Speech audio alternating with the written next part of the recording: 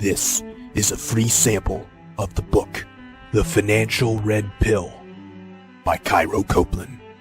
The first half of this book is posted right here on YouTube, free for everyone to listen to.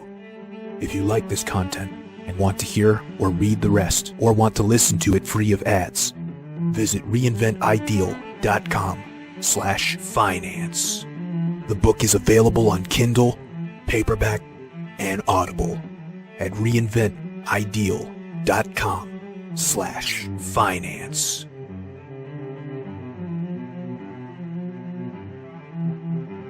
Chapter 3, the most important money lesson you'll ever learn. This is the most basic principle of financial planning. The ones who got rich and never have to worry about money again, they didn't win the lottery or invent some amazing gizmo. Now some did, but not most. The rich among us are actually not smarter than you. They are not more fortunate than you either, because wealth is not a matter of fortune, but rather formula, and they know this formula. If we look at the rich, we'll find something in common that they all do. Better yet, what if we look at something greater than the rich person? Let's look at the multi-billion-dollar publicly traded company, corporations, international corporations. There's one thing they all do as well. They use two particular tools and one specific formula to rank in the billions each year. The tools are the cash flow statement and the balance sheet. Now the formula is as follows: income greater than expenses plus assets greater than liabilities, and that equals wealth. And the formula can be applied and kept track of with the help of a cash flow statement. And what you can do for that is just get an ordinary piece of paper, draw a line right down the center of it. On one side, put all your income sources. On the other side, put all of your expenses. And the income, of course, is probably your job or anything that puts money in your pocket.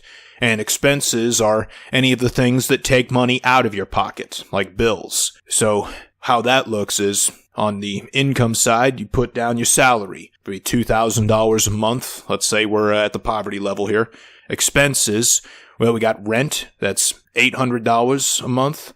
Utilities, I could say that's $200. Insurance is $150 a month. Food is $250. Gas is $100 a month. Credit cards, $150 a month, and so on. This person's living on the edge here in this example. Now, the first step in achieving this formula is to reduce expenses below your level of income so that there is an income surplus. Now, it seems simple, but there's far more to this formula than simple budgeting. I mean, after all, you'll never build substantial wealth by saving money. That's not how it's done. You build it by spending money, but spending it on the right things. And that is what most people don't do. The key difference between the rich and the poor is that the rich buy assets and the poor buy liabilities. Now, what exactly is the difference between the two? Well, assets put money in your pocket, whether you work or do not work. And liabilities take money out, whether you work or not. The single greatest way to determine whether something is an asset or a liability is to do this. Stop working, and your assets will keep you afloat, but your liabilities will try to drown you. And that's where the balance sheet comes in, which is just another piece of paper like the cash flow statement. You draw a line right down the center. On one side, you have your assets. On the other side, you list your liabilities. Now let's think about this here. What are some assets? Stocks are something that can put money in your pocket, so that counts as an asset. A business you created on your own with your own money. If it generates a profit, it's an asset, so that counts too. Any money set aside earning interest, or anything you own that grows in value over time, could be considered an asset. So it could be a mutual fund, investment real estate, or cryptocurrency. But with that in mind, what are some liabilities? Well, these are the things that cost you money just to own them. Some people actually consider a fishing boat an asset and list that on their balance sheet as such. But doesn't it have a cost of ownership? You bet it does. The same goes for houses, cars, and other big boy toys. You see, here's the problem that so many people are running into, and this is why most people are not rich. They look at those things, and they think, oh, that's an asset. I'm going to put that on the asset side of the balance sheet. they're thinking about it all the wrong way because these things have a cost of ownership and they're pissing money away left and right on it. So for most people, what they do with their income statement and their balance sheet is this. They have their salary coming in and it's covering their expenses, but then it's also covering their liabilities, like a boat or a really cool car. But they don't track that because they think of those liabilities as assets. And that's where they get tripped up. So after their living expenses are paid, they use the rest to buy liabilities.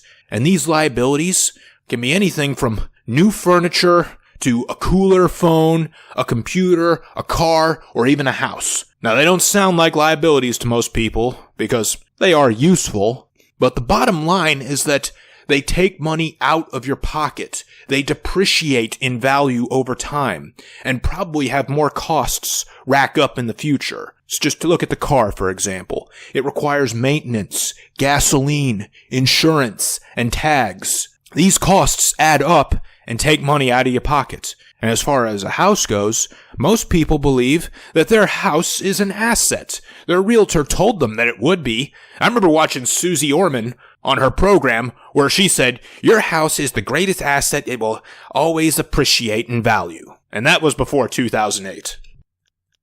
And we all know the trouble that people ran into believing that. Let's not forget, houses come with mortgages. Houses require homeowners insurance, property taxes, home improvements, and maintenance. These things take money out of your pocket each month, and that makes the house a liability. And I'm not saying don't buy a house. I'm saying just understand it for what it is and know what you're getting into, the cost of ownership. But the wise man uses their income to buy and build assets and investments such as stocks, bonds, ETFs, mutual funds, self-running businesses, ebooks, info products, tax lien certificates, cryptocurrencies, etc. And then use the money the asset gives them to pay for expenses. And then the mega rich will do this. They'll bring in their salary, use it to cover expenses, but there's still some left over. They take the leftovers and they put that into their assets. And then their assets cover their expenses as well. And also cover some liabilities that they're owning just because they enjoy the liability, like a fishing boat or a cool car. But it's all covered.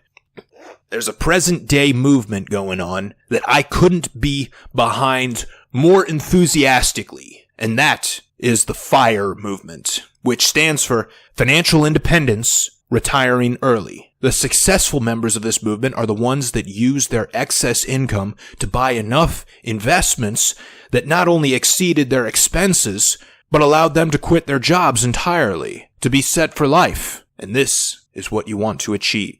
That's that state of fuck you money, financial freedom. And the balance sheet is how you determine your net worth, which is your assets minus your liabilities. And this is basic accounting, and all large corporations do this. Many of the rich got their wealth from investing or owning large corporations and thus adopted the habit of using these two financial statements, the cash flow statement and the balance sheet. It's time for you to do the same.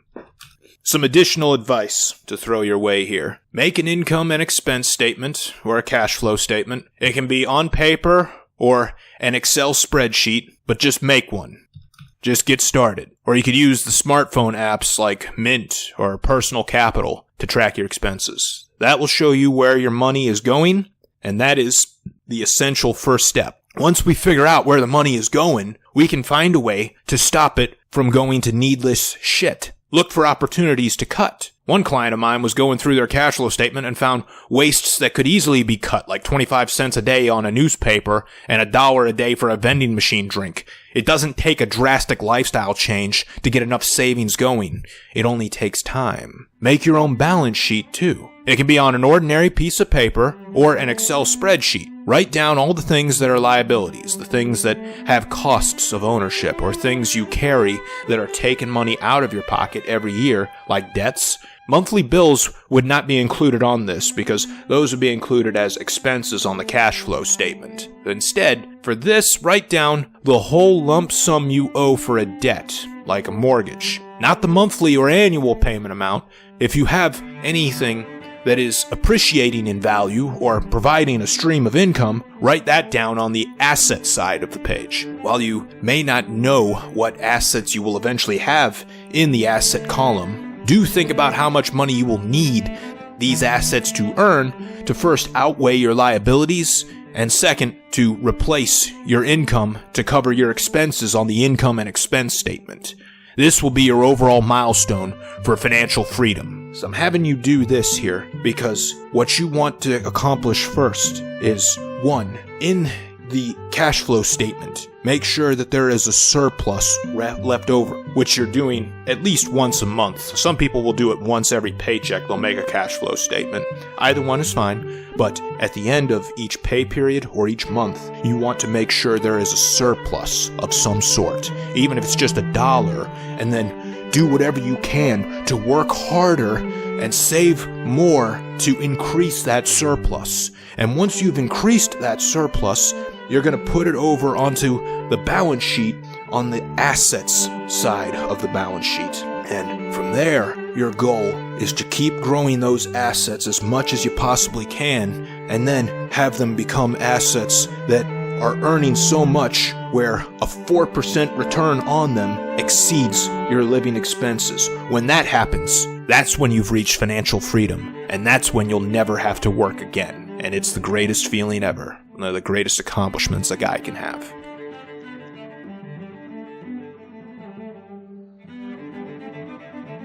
Thank you for listening to this free sample of the book, The Financial Red Pill by Cairo Copeland. If you enjoyed it and want to hear or read the rest, or want to listen to it free of ads, visit reinventideal.com/finance.